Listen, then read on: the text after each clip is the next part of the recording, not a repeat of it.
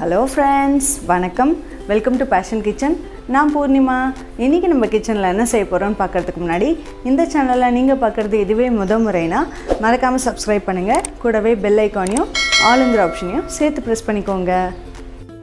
Diwali special ரெசிபீஸ்ல இன்னைக்கு நம்ம பண்ண போறது இன்ஸ்டன்ட்டான ஒரு தட்டை. கோதுமை மாவு வச்சு சிம்பிளா ஈஸியா பண்ணிடலாம். வாங்க எப்படி பண்றதுன்னு பார்க்கலாம். 2 கப் அளவு கோதுமை மாவு எடுத்துர்க்கோம். இது கூடவே 2 டேபிள் ஸ்பூன் அளவு ரவை ஆட் பண்ணிக்கணும். இது கூட ஒரே 1 டீஸ்பூன் அளவு ஓமம் ஆட் பண்ணிக்க போகிறோம்.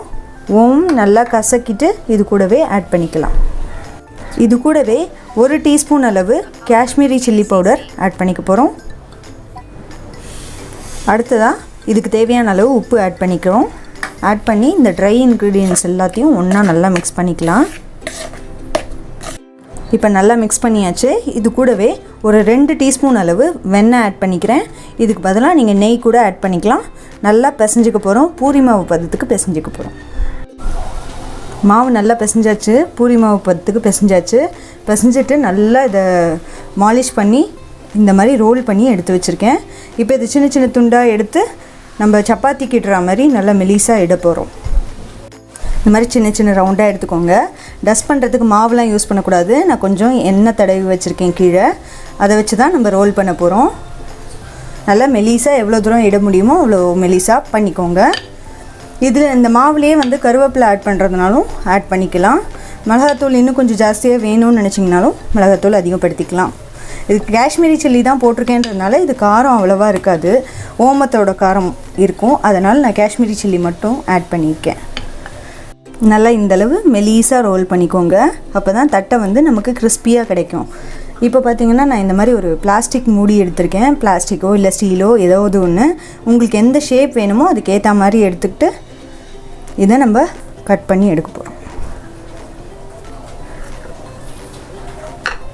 இதை இப்போ கட் பண்ணியாச்சு. கட் பண்ணதுக்கப்புறம் இந்த மாதிரி ஃபோர்க் வச்சு ஹோல் போட்டுக்கலாம். நல்லா கிறிஸ்பியாக வரும், உப்பி வராது. அதுக்காக தான் இந்த மாதிரி ஹோல் போடுறது. இல்லைனா பூரி மாதிரி உப்பிடும்.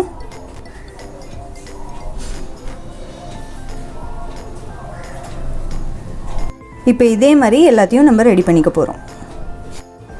ஆயில் நல்லா ஹீட் ஆகிடுச்சு. நம்ம ரெடி பண்ணி வச்ச தட்டையை ஒன்று ஒன்றா போட்டு ஃப்ரை பண்ணி எடுத்துடலாம்.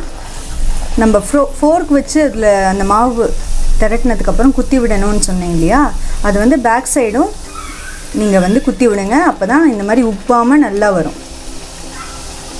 அவ்வளோதான். கலர் மாதிரி நல்லா கோல்டன் கலர் வந்துடுச்சு பாருங்கள். நம்ம இப்போ இதை எடுத்துடலாம். இதை ஃப்ரை பண்ணுறதுல முக்கியமான விஷயம் பார்த்திங்கன்னா ஃப்ளேம் நம்ம லோலேருந்து மீடியம் வரைக்கும் தான் வச்சுக்கணும். ஹை ஃப்ளேமில் இருந்ததுன்னா ரொம்ப சீக்கிரமாக அப்படியே கருப்பாக வந்துடும். பட் உள்ள கிறிஸ்பியாக இருக்காது நமக்கு.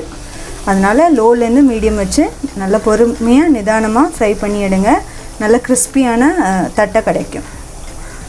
இன்ஸ்டண்ட்டான கிறிஸ்பியான கோதுமை தட்டை ரெடி ஆகிடுச்சு. நீங்களும் செஞ்சு பாருங்கள். செஞ்சு பார்த்துட்டு உங்களோட கமெண்ட்ஸை மறக்காமல் சொல்லுங்கள். அடுத்து ஒரு இன்ட்ரெஸ்டிங்கான ரெசிபியில் உங்களை மீட் பண்ணுறேன்.